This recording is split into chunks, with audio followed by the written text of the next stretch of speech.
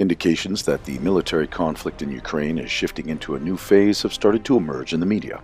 The strike on Starobelsk was the last straw. Russian troops are now launching a series of strikes against Ukrainian defense industry facilities in Kyiv. The Russian armed forces will carry out systematic strikes against decision-making centers and command posts in Ukraine, the Russian Foreign Ministry stated on May 25th.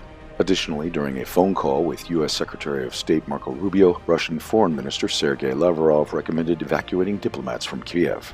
It should be noted that Russia is not officially at war with Ukraine. Despite the scale and duration of the hostilities, legally this remains a limited military operation. Within this legal framework, the destruction of Ukraine's highest governing bodies was not originally intended.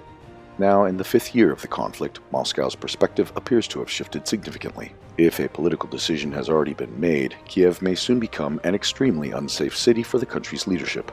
Meanwhile, the intensity of fighting on the battlefields of the Ukrainian conflict remains high. In the Sumy region, Ukrainian forces are steadily losing ground in border areas. According to reports from May 26th, units of the Russian 21st Brigade completed a mop-up operation in the village of Zapsili.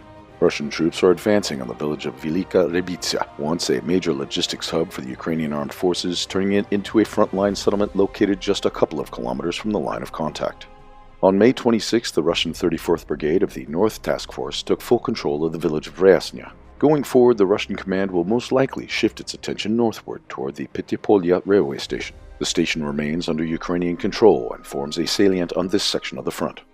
Russian units achieved a significant tactical victory in the Dnipropetrovsk region. The 36th Motorized Rifle Brigade penetrated deep into Ukrainian positions and took control of Doboprasova. Active fighting is reportedly underway for Pokrovskaya, where Russian assault groups are seeking to establish a foothold on the outskirts of the settlement.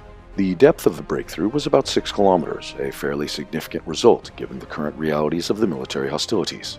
This success was achieved thanks to the skillful use of infiltration tactics. Groups of 2 to 3 people gathered secretly behind Ukrainian defenses for about a week before launching active operations.